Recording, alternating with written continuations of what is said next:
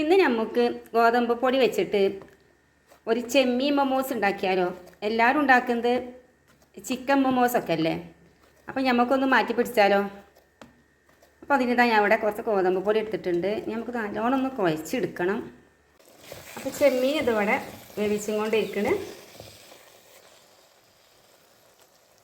ഇനി നമുക്ക് നമ്മുടെ ചപ്പാത്തി ഒന്ന് പരത്തിയെടുക്കണം.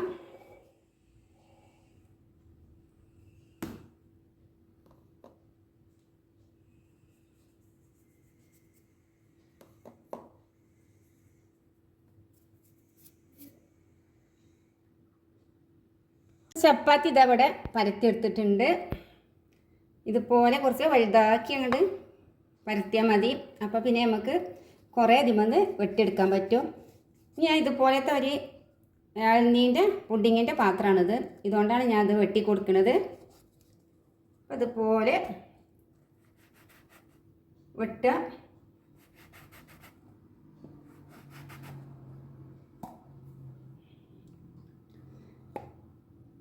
ഇനി നമുക്ക് ഇതിൽ നിന്ന് ഓരോന്ന് കണ്ടെടുക്കുക. ഇതിലേക്ക് നമ്മുടെ ചെമ്മീൻ്റെ ആ കൂട്ടുണ്ടല്ലോ അതുകൊണ്ട് വെച്ച് കൊടുക്കുക. എന്നിട്ട് ഇതുപോലെ കണ്ട് മടക്കുക.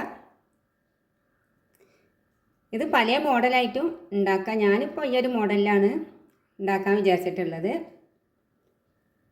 അതിനുശേഷം നമുക്കിത് ഇങ്ങനെ ഉണ്ടാക്കി കൊടുക്കുക. കണ്ടോ?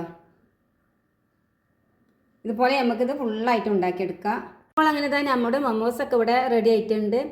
ഇനി നമുക്കൊരു ഇഡ്ഡലി ചെമ്പിൽ ഇത്തിരി വെള്ളം വെച്ചിട്ട് അതിലൊരു തട്ട് വെച്ച് കുറച്ച് എണ്ണ തടവിയിട്ട് അതിൽ വെച്ചിട്ട് ഇതൊന്ന് ആവിക്ക് വേവിച്ചെടുക്കാം.